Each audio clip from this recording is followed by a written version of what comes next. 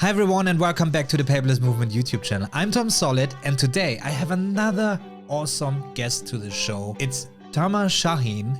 He's actually the CEO of CEO Entrepreneur. He helps other entrepreneurs to get their business to the next level in the most efficient way possible. And this is why I think he's a great guest on this show, because he has so much to share when it comes to being efficient and productive in your startup or your small company to actually scale it the right way, and why he also had to learn it the hard way how to do this. We will dive into in this interview. Make sure you stay until the end, because we dive into why he switched from Monday to ClickUp and why I switched from Asana to ClickUp. That's really an interesting chat going on there. And if you want to listen to this episode, make sure you subscribe to the podcast, which is also available. And without further ado, let's dive into this chat with Tamer Shahin.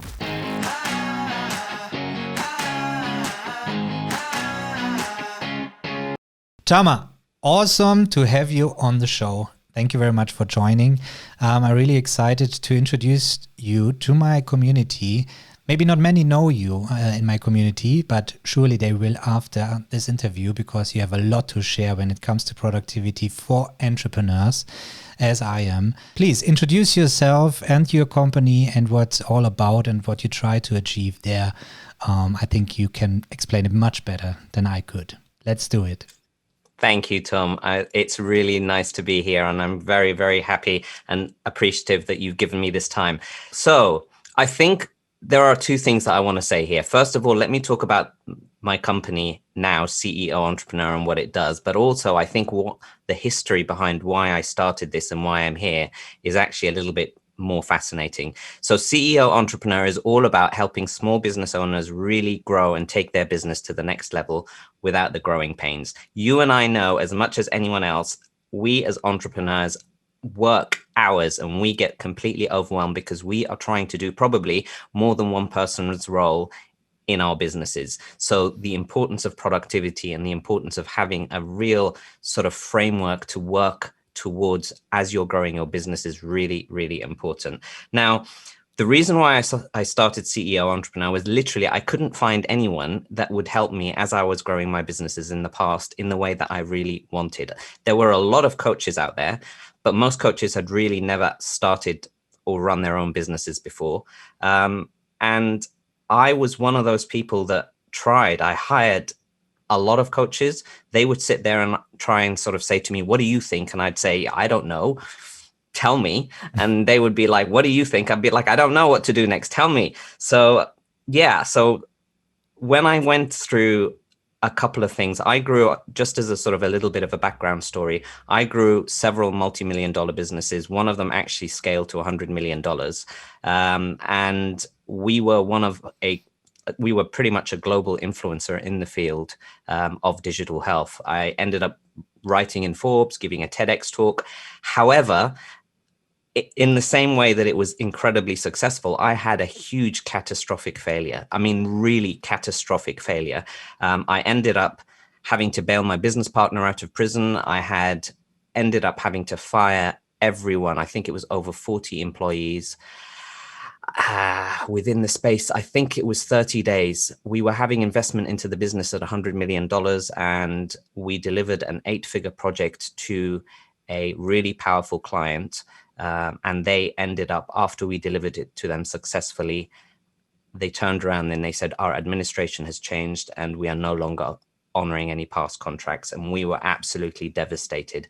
I ended up being $2.5 million personally in debt, and having to bail my business partner out of prison in Dubai, because in Dubai, when you write a check there as a limited liability company, the person who signs the check is still personally liable for that. So I've seen a lot of things. I had started up and I had proposed to the UAE government a national improvement productivity program. And that was to improve productivity on the country on a national scale. And we were working with companies of all shapes and sizes, small, medium, and large. So I got to see what productivity things worked and what didn't. And we were really trying to improve workflows and automation and streamline the entire processes in organizations. And I got to see best practices and actually worst practices as well. And that was when I was actually advising the ministers over there in the UAE. It was a $2 billion national productivity program that I ran. So that kind of brings me up to here today. And I think that I just thought that it would be good to sort of have that kind of perspective to see why I started CEO Entrepreneur, because when I failed and I tried to pick myself up, which I did, thankfully, I decided that I didn't want other people and other entrepreneurs to fall through the same gaps again. And here we are. Thank you very much. It's an incredible story. I mean, that you build up from scratch again just shows that your systems work, isn't it? And that's really proof of concept then in real life.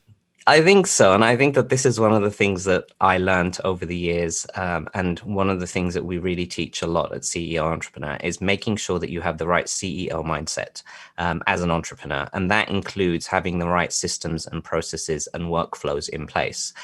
Without those, nothing really can work. You can hire as many people as you want and try and let them guess what you want them to do, and it's never going to work. So having those right systems and processes in place not only improves productivity, but also really helps you catapult that business and allows everyone else in the business to scale in the way that you want it to be consistent and measurable every single time. That's really, really important. You've hit the nail right on the head right from the get-go. Yeah. So the first question arises, have you had these systems in place in the past already? Or was it actually the rebuilding everything that made you realize that you should do it differently? I think it is not, that's not the reason why it failed, isn't it? It was another reason behind that. It wasn't productivity. Yes and no. So here's a really interesting thing. And I'm going to say something that maybe is against what most people inside the inner circle actually think, that sometimes you're overproductive if you don't have the right safety nets in place. So in the business that really failed, we had actually scaled that business. I was an investor in other businesses, and I left my government job when I was running the productivity program to join this really small business that I had started. And we grew that within 18 months from literally 2 people to $100 million business. The problem was we grew too fast. We did not have the right systems in place to manage risk. So yes, it wasn't our fault. We got duped by a powerful client that we could not take to court, and it ended up completely paralyzing us and actually destroying us. However, sometimes you can grow too fast. So making sure that you're growing at the same rate as what your business can actually have from a resources and a capacity level is actually just as important, because if you end up growing way too fast and you're being overproductive, then and you don't have the right team and you don't have the right people and you don't have the right sort of safety nets, you're also again going to fall flat pretty soon. So understanding that you have to sort of manage both the systems and processes and your productivity levels so that they can keep growing in tandem with each other is really, really important. So yes, productivity is important. We had the wrong systems in place, I would say, to answer your question. We had systems, but we had systems for a $10 million company, not a $100 million company. So, and those systems, were they recommended by somebody, or was it just, salesperson giving you the systems, or was it? So it was a mix. I had already run my own sort of 7-figure businesses before. I'd failed some before. I'd succeeded in a lot. And I'd also, like I said, seen other businesses in terms of when we were trying to improve productivity. With this one in particular, it was a mix of my own experiences, but it was also a mix of me trying to get the right coaches and the right mentors in place to help me. And as we were scaling very fast, our systems were I didn't have the capacity or the understanding to have the systems and the processes for a $100 million business at the time. So I was trying to find the right mentors and the right coaches, and they weren't simply there. And I think that was one of the reasons why we fell and collapsed so fast. As fast as we grew, we sort of collapsed even faster. So having the right advice from people in terms of the right ways that you put your right processes for productivity and workflow is really important. And you know, as much as other people with your sort of expertise in productivity, you will know that when you go into a business and you're saying to them, this is how your workflow goes, it's actually matching where they are in their business stage. Isn't that right? Yeah. Yeah, it's always a challenge. And but what have you done different than when you restarted your business, when you started from scratch? Anything? So Yeah, you had a big great learning question. out of this, isn't it? So what did you do Yeah, differently then? yeah, and that's a really, really great question. So when I came back to the UK from Dubai after that business had failed, I ended up starting another tech company straight away, which is one that we ended up getting funding and an innovation award in mental health for sort of as a tech company. And we ended up putting in slightly different systems and processes in place, but I was just completely miserable. And I ended up leaving that business because I had not learned from what had happened. I had still not sort of completely fully recovered from failure and from that whole entire experience. And when I started CEO entrepreneur, I took a step back and I actually went back and pretty much rewrote that whole narrative. And now I understand that failure is a part of growing and learning. It's an integral part, and we need to embrace it as part of our entire workflow. Yeah. And a lot of time we sit there trying to avoid it as much as possible, and we don't. When I went back and sort of rewrote that narrative of what had actually happened, a lot of learning things had happened at the time. At that time, I wouldn't have told you that we'd grown too fast. I wouldn't have told you that we had different systems in place for the size of the company we'd grown. And then I sat down and I said, right, these are the frameworks that you would need to have as a startup company. And then when you grow up to a certain size, this is what you need to have. This is the mindset. These are the systems. These are the processes. And as you scale all the way up to from a 0 to a 6 to a 7 to an 8-figure business, there are particular frameworks that you will have to have in place. And this is what we did at CEO Entrepreneur, where we started saying, right, these are the frameworks that you need to have. These are the technologies that you should have, but also these are the particular skill sets and departments and functions that need to run in a business so that you can actually take it from one step to the next step to the next step. Well, that's really interesting because if you're one of my inner circle members out there watching or listening to this, then you know that I'm talking about the ICOR framework, and there's the refine part in there, and it's really this what you just said also applies to so many other things.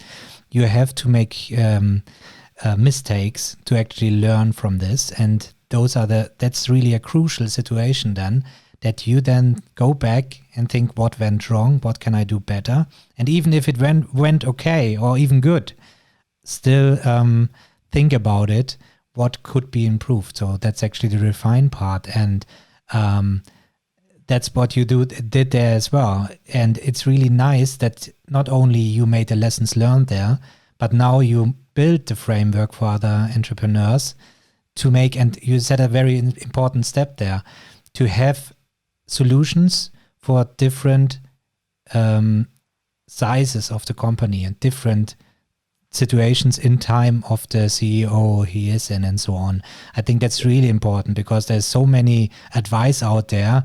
And also, let's say a YouTuber, how to get successful on YouTube, things like that, or what equipment you should buy and so on. Usually you get advice, from how to make the awesome YouTube videos with very expensive equipment on one hand, and on the other hand, they say you can use your iPhone for that. But somebody who really takes you on the hand and gives step by step, you can start with the iPhone. Let's see how it runs. Let's do the next step and maybe now it's worth buying a camera. Don't buy it just straight away. Don't invest into the right. That's exactly the same relation. I really love this. Thank you for sharing this, Tamer. But when we talk about systems, what systems do we talk about when we talk about productivity? Do you talk about software solutions, hardware solutions, concepts and things like that? Or how do you define this? So that's a really good question. And I'm actually quite fascinated by your ICOR framework, and I'm really looking forward to your masterclass on that. So it's it's one of those things where I think things can be bolted in. What I want to do is I want to have a solution neutral framework so that a business owner can understand these are the systems and the processes and the workflows that we need to implement within our businesses. Now, depending on what type of business it is, it's going to be different again. So if you're a product-based business or a service-based business, or even someone who's starting YouTube, it's going to be completely different. And where I think your ICOR framework then comes in is then it bolts onto this particular framework of understanding how to run and grow a business in tandem with those two. And I think that that's where I focus on, and that's where you focus on. Yes, we can advise people on what softwares and technologies to use because of my own experiences, but that's not an integral part of what we do. But do we have our own technologies and selections of tools? Yes, we do. Even just recently, I've started up a new YouTube channel, and I've got my own workflow. Which is awesome, by the way. You have to check this out if you want to learn more about becoming a CEO and really the CEO of your own business and work on your business and not in your business. Yes. This is a really fun YouTube channel to watch, and it's really inspiring to watch. I really recommend it to anyone. Of course, this will be in the description below. So, sorry, I interrupted you. No. It's good. It's good. Yes, please watch my YouTube channel. Okay, that was a good interruption. That's all I came here for. Now I can go. Yeah, but to get back to the point, because you again, you said something that I get every day. People reaching out to me, Tom, I start studying. What iPad should I buy? And there are so many mistakes in this one sentence. So many things. Why I can't answer this question. What do you study? Yes. What do you need to do with this iPad? What is your budget? There's so many questions. So if I start asking these questions, I would just get too much involved in time-wise involved, getting back and forth. And of course, that's what the inner circle is for. If you want to have support, you come there and I coach you. And this is the reason why I started the inner circle, so I can focus on some people instead of, not delivering on everybody the same thing. So that's why I have the YouTube channel, to make the general things like comparison videos about iPads and so on. But really, you pointed this out. This is exactly the thing. And for the ICOR framework and the framework you were talking about, that's really great to hear this, because I think first we have to understand what is the desire, what needs to be the outcome. So many times in my case, people ask, I want to do digital note taking. And then I ask, and what do you do with your notes once they're in there? And then silence, because too less people realize note-taking is not being productive. It's just collecting information at some point and place and time, but you can't leverage on this. And I can't, on the other hand, deliver a complete system. I can show you my system, you can show you your system, but we always end up that it is not fitting everybody. And what people can do, they can watch on these systems what people use. That's what I did. And leverage from this and say, okay, this piece of this system fits into my system. And make up your own collection. And this is what it's all about, giving you the tools to understand building your productivity system. And you give the tools to the CEOs or the entrepreneurs to build up their own productivity system and to be successful in their business. So I love that. Yeah. No, I completely concur and agree with what you're saying. And I think that this is one of the things that I'm just going to reiterate what you said. It's one of the things that people always, I have found to be quite sort of like, it just surprises me every time when someone comes and says, like, here is a course, for example, for running your business. And the course is completely generic. It completely doesn't apply to whatever type business you're in, or even the personality you are, or even there are so many different variables. And the whole sort of that phrase where people say, teach someone to fish, not give them a fish. I mean, it's pronounced in a better way, but you understand that. And I think that that's what you and I really stand for, is giving them the tool sets and giving them the understanding of how things work and making it as relevant as possible to where they are. One of the things that we're doing at CEO Entrepreneur is actually really interesting, and it's something that's probably going to be coming out next year, and that's trying to really customize the experience for people as they are taking group programs and group courses. So that we can make CEO Entrepreneur scalable. Obviously, we cannot always do one-to-one. And what we're trying to do is we're trying to say, right, how can this education or learning or training model work if we're bringing in a group of people and a group of companies to try and help grow their own businesses? Up until now, you've seen courses that are very, very generic. They don't apply to you. But what we're doing is we're doing different versions of the same modules, depending on whether or not you have a service business, or you have an online business, or you're starting a YouTube channel, and what kind of personality you are, so on and so forth. But even then, we still cannot completely go and say, this is how you're going to improve your business, or this is how you're going to make your business more productive. It's impossible, because everyone has their own different way of approaching something, and what works for you doesn't necessarily work for me. And teaching them this framework that underlies everything, and that understanding really makes them make the decision for what's best for them. And I completely agree with what you said right there. Yeah. So we are really on the same wavelengths here in two different businesses, isn't it? It's in two different niches as well.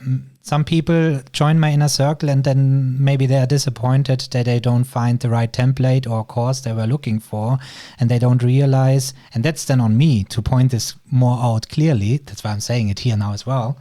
It's all about the personal contact to me as your coach, actually.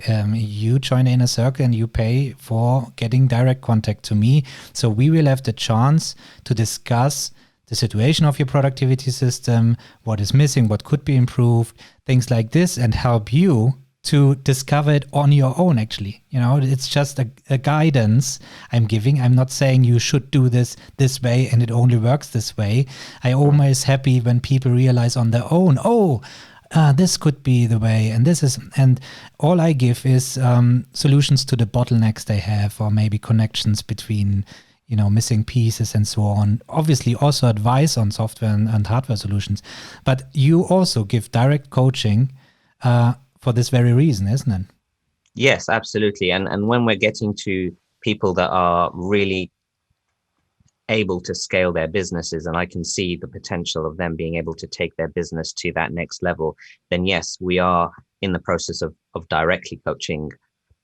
Coaching is a word, I think that I tend to think it's of a blend, and I think you do the same thing, where it's a mix of coaching and mentorship and giving in your own expertise, because there's no point going to somebody for advice. You're not going to go to somebody who's a football coach, who's not going to be able to understand how to play football, or has at least done it in the past. And I think having that expertise and experience is really important.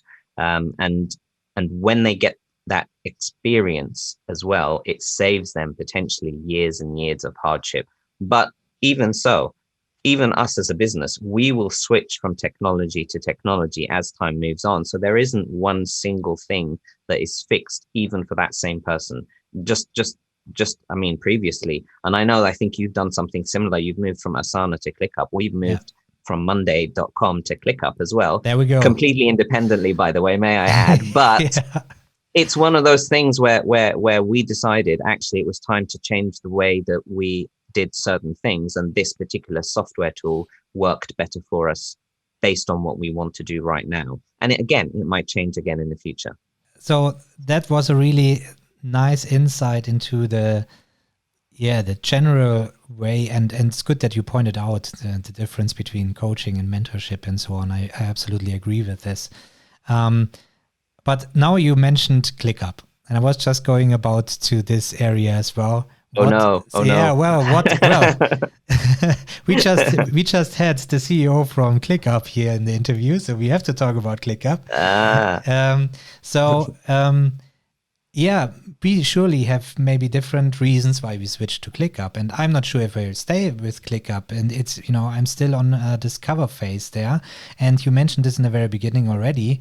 I'm not sure if the size of my team is the right size to use ClickUp. For example, I was talking to the CEO of Raven, And they actually use in their very successful and productive company Todoist to manage all of it. I was very surprised to learn this, but he's much more efficient doing this. By just, the way he does it. If you want to check this out, this interview will come just after our interview.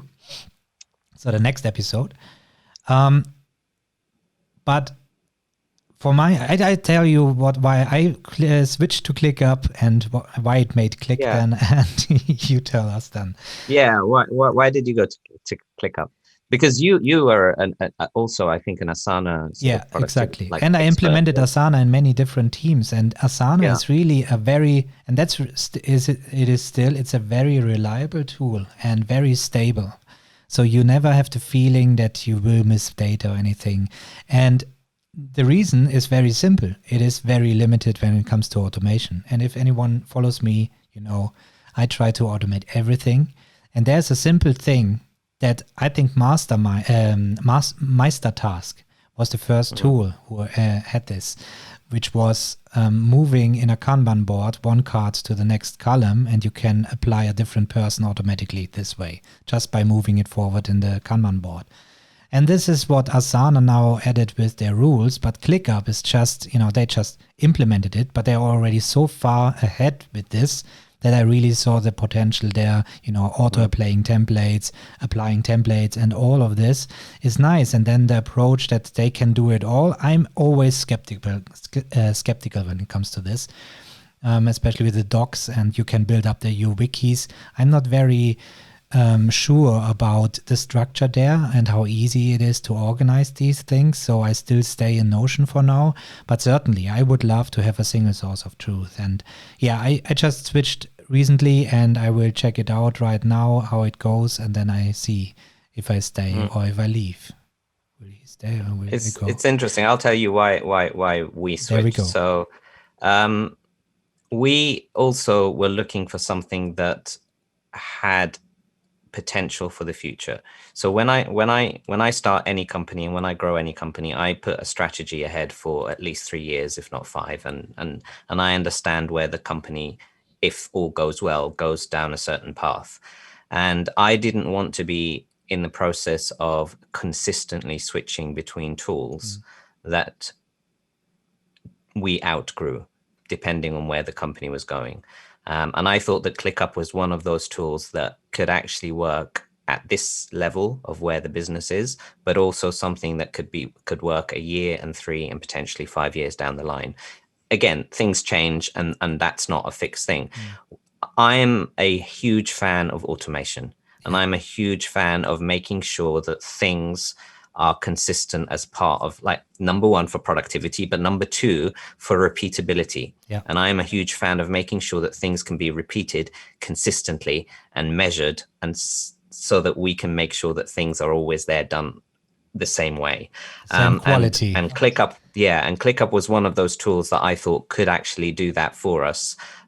We still use Notion, but we're also considering moving over completely to Notion from that aspect. But so the main reason was the automation.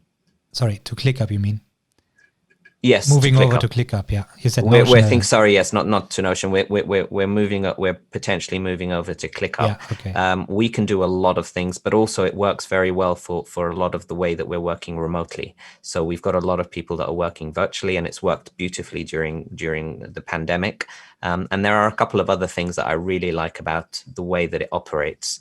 I'm not a big fan as well with it being used for absolutely everything. We use other ways to have documents, but the way it also used Google Team drives, it worked in a much better way than Monday.com did, for example, which wasn't great with Team drives. Yeah, and Notion is just, they bring up the API now. Let's see what this will bring. But I always believed in tools who have a really easy way to integrate with other tools. They will always keep to have an advantage over others. Like Evernote, Todoist, ClickUp now as well. It's so easy to integrate everything and synchronize everything. That's really the future, to build with different tools a single source of truth. That's really the ultimate goal. And when I see Notion and you have a calendar in there, and you even have several calendars in there, and you need to build ways to have a master calendar, you collect all this. That's just, and it's not automated at all and things like that. That's really the reason why I think Notion is not there for me as a proper project management tool or task manager or anything like that. That's the reason. No, it doesn't work. Even something as simple as like our YouTube workflow, for example, I just sit in front of the camera, I record, and then that goes over to my editor, who then gets notified on ClickUp. And there's a whole bunch of things that happen before that in terms of keyword research. That will then go over to the content repurposing team, who will actually write a blog article about it. They will then push it back to the editor and say, these are the timestamps we need for the social media post. The social media manager gets, and it works beautifully in terms of getting a lot of people, even remotely, working on one single project. And literally now all I have to do is just record the video. Everything else gets done around me. And I'm sure I'm sure you will find a lot of people arguing now, you can do this all in Notion as well. That's but the thing is, how we you can do have an it. argument That's really about the that. thing. How efficient. That's what I also point out. You can be productive one way or the other, but how efficient or the effectiveness behind this is a whole different story, I would say. And I think we agree both on this, that ClickUp really gives us the freedom, and if you can. It's to build that's the thing.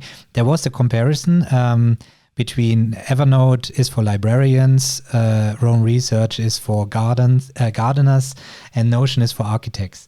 And I think ClickUp is also for architects. You can build up your own system in ClickUp the way you really want it, and that's really nice. And with all the new features like screen recording and everything in one place, really looking forward to this. That's interesting. So anything when we talked about recording interviews, or not interviews, I mean coaching calls or mentor calls. How is your automation behind this? Just walk us through your workflow there. So that's interesting. So we're talking about the actual calls with clients, not the sort of the funnel before that comes. No, just the call. Just the call. So basically, at the moment, we're using Acuity as a scheduling tool. So clients will go and book their calls using the calendar system on Acuity. That then connects using Zapier or Zapier, depending on who wants to pronounce it. That then connects through to ActiveCampaign, and also through Zoom, where it will create a Zoom link and calendar link on Google. Once we get the calls are done predominantly actually all on Zoom. So the link will come and pop up on Zoom. We have the Zoom call, which gets recorded. And then that gets transcribed via Otter.ai instantly. That will then go to my executive assistant, who then she will just review it and listen to actually the recording and just make sure that there are no errors, and then create a summary based around that, which then gets generated automatically into a PDF report that gets uploaded on Team Drives for the client, and then they can have access to that. Now we're actually also moving a little bit further later on, where we've got a sort of a website where the clients can then actually enter their information, put down where their goals are and their strategies moving forward, and that gets updated as a dashboard for them. But that's stuff that we're working on behind the scenes. That sounds interesting. That's I think that was really important that you just walked us through this workflow there, because I'm not sure if many people know about the backgrounds, how this works. And it's actually the same for the interviews. I have a equal thing. I'm using Otter as well, so I get the blog post transcribed, and I have a VA proving the errors and so on, and then upload it, and the video editor is getting everything more or less automated. I'm still setting up and tweaking things, but pretty similar in this case as well. What's really important, I think, is with this booking, also for my coaching course and for these interviews, is I'm using Calendly. I think they pronounce it right for this. And as soon as I have a meeting in this calendar, it blocks out the slots where they can book a coaching call or whatever. So when I have a family time or whatever, and I just block this time, I don't have to go to manually to calendar and block these coaching. That's another thing where I say we need a single source of truth, and everything needs to be connected. Otherwise, everything is messed up. So, yeah. It's really interesting you do that. I manage now I've got an executive assistant, and typically a traditional role for an executive assistant is to manage your calendar. Mm-hmm. She doesn't do that. She doesn't touch my calendar. So my calendar is completely all managed on via Acuity. And anyone who wants to have a meeting with me, anyone who wants to have any kind of contact with me, they will go through and I will send them a link on Acuity, or in your case, it will be Calendly. It's the same thing. Yeah. But here's the interesting thing as well, is I actually have a couple of things. So I have different links based on whether they're client calls or whether they're strategy calls or whether they're just sort of like networking or marketing calls, or whether they're internal team calls that I have. And I have different times that I block out for my times. I say Tuesdays and Thursdays, for example, are for X. Wednesdays, I can do this and this. And when the person will go and look at the calendar, they will see only the times that are suitable to them because I've given them the right link. Yeah. In addition to that, I've got other calendars, which are personal calendars. They will not be shown on my work calendar. However, Acuity will be able to see that and actually not book during those times. And then when I look at my calendar, I have a mix of all of the different calendars, whether it's my personal, whether it's my work, whether it's and I get to see everything, whereas other people get to see only certain parts of it. Yeah, that's really awesome. So you really nailed it there. There's nothing I can tell you about this, but I'm praying this so many times that we really have to keep in mind the task list is infinite and a calendar is finite. And we really have to match these things together. So, yeah. Absolutely. I'm still worried. The thing that I still haven't quite figured out yet, and maybe you can have some input on this, is the whole thing with Notion and Miro. Because I'm at the moment, I used to use Notion a lot to do a lot of the research for my topics. For example, like my videos on YouTube. So I would have had like a tracker and I would have entered all of these and they're searchable, which is fantastic. But I'm finding Miro to be a lot more useful to do a lot of screen grabs, a lot of post-it notes, and just basically organize the way that I want that topic of the video that I want to do. Yeah. So how do I link the two together, or do I not link the two together? Is one better than the other? That's and funny that here you I ask. am now asking you the question, which iPad should I use or buy? Yeah, but you also, you explained the problem there properly, so I can give you a proper answer. It's funny that you asked this because I just launched how to mind map like a pro in Miro online course for the Inner Circle members, and in there's actually a lesson where I show how I connect Notion and Miro together and how I use it together. Fantastic. Okay. But quickly, Notion at least allows us to integrate Miro by embedding mind maps. So what I have is, for example, one page in Miro for a video that I want to do or a video that I watched, or concept or anything. And when I need to have this visualization and this creative research about this topic, I will do this in Miro and then embed this Miro mind map into this page. So whenever I open up this page, I have direct access to this Miro mind map, even can edit it in there. I don't have to leave Notion for that, and it's already connected in this place. So even if you move the mind map later on, of course, if you delete it, it's gone. But that's the way. I mean, I would love to have a better integration with these things, really. I also mentioned this in the interview with Ian Small from Evernote, the CEO, where I complained about there's still no opportunity to get mind maps out of our notes. And Rome Research and all these things coming up now, they show the potential behind this, why it's so important. And I would love to have Notion pages that I could put into my Miro and connect them there in some way or form, or even better, by tagging. And that's really the thing where I think API and automations are much more important, where you could build this on your own using Zapier, whatever. Yeah, and I think that this is a really amazing opportunity that we're living in today, because back I don't know, 10, 15, 20 years before people to actually even start their own businesses and even dream of having some kind of automated workflow like this, you would need to have so many developers in-house, and you would need to have so much infrastructure that you have to build from scratch. And the cost of doing business back then would have been a lot more than now. Whereas now you've got all of these platforms, all of these APIs, all of these potential ways of being able to link things, and it's never been better for us to really be productive and actually really be able to grow our businesses. It's just so exciting for me. Yeah, that's the same for me. You know, I think we have here rather the issue with the next shiny object problem there, that we want to, you know, we love new things. No, I deny it. I deny everything. Yeah, come on. I don't believe you a word. Of course. I am as guilty as everyone else. When any new piece of technology comes out, I am just as guilty.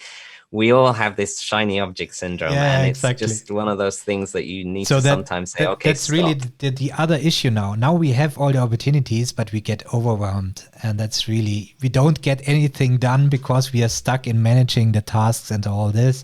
So it's really important to get started with something. And even if it is just note taking, as I mentioned just early before, but then build up from there and see what's tiny part you could automate and all this. Don't do, as I said with the YouTube channel, we talked about this as well. You know, don't buy the full set of best camera setups and lightnings. Just get started with something, and then you will figure out if it works for you or if it doesn't. And it's much easier for other people to give you advice than this way. Absolutely. And I think that it's one of those things where we need to sometimes take a step back and understand what is it that we're trying to do. And we need to know that these are tools that are there to help us achieve our goals, not the other way around. They are not in and of themselves the things that we need to sit there and obsess over. People like yourself, who are the experts in this kind of field, you can obsess over them and find out what's the best and then tell people. But when you're trying to run your business, and use these as tools for productivity as your workflow, you need to understand, here is my strategy. This is what I'm trying to do. And will this help me get one step closer to where I want to go or not? It's that whole phrase again, will it make the boat go faster, which I talked about in one of my videos about strategy. Will it make the boat go faster? And it was one of the athletes, sort of Ben Hunt Davis, who actually said it, who he basically said, anything that will make my boat go faster, when he was trying to compete in the Olympics, I am going to do it. Anything that doesn't make the boat go faster, I am not going to do it. And I think that is such a great analogy that we always need to keep in-house. Is it going to make the boat go faster? Or in your case, is it going to make your business grow or be more productive, or whatever goals you've set in mind? And I think that that's the question we always have to ask ourselves. If it does, great. If it doesn't, just leave it aside. It's a new shiny object. We can play with it in our spare time. Yeah. Yeah, that was a really good, I would say, that's a really good, well, another topic that I think we should meet again in another interview, talking only about how to focus and all this, because it would just go too long now. But it's really important that you brought this up now to the end, because you mentioned I'm allowed to test all these productivity because it's my job. Well, I really struggled in the beginning because I was just switching my whole systems doing these experiences. So I had to learn as well that I have to have my own system, and it works for me, and I can look at left and right and try to be neutral in, and in reviewing them and so on, and which is also not as easy because you have your own system and you like these tools and so on. Yeah. But you know that other people have other needs and other systems fit better to them, and that's really important that's what I try to deliver. It's true, and it might be the last thing that we say, but actually it's a really important point that you raised here. Because if we take your business as an example, which is fantastic, and I know that this is what you're doing, and this is how you're playing this out. Here you are, who is actually an expert in productivity tools, and you are basically saying, and I was saying, that it's your job to basically sit there and play with all these shiny objects.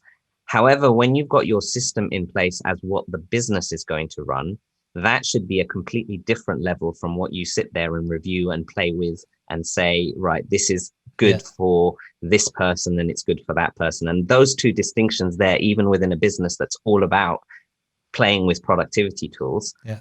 you have to have those two distinctions. Yeah. Thank you. I love that. Tamer, where do Tom. people find you if they want to find you? So you can find me on ceoentrepreneur.com. That's the website.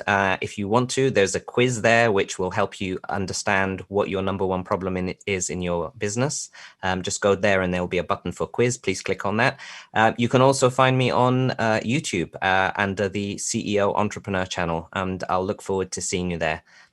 Make sure to subscribe. It's really worth it. All right, Thanks, Tamer. Tom. I hope we see us again on this show. It was really, again, an insightful conversation here. I loved it. And I love it that we are on the same wavelengths here. I'm sure we have a lot more to discuss. And I hope to see you next time then.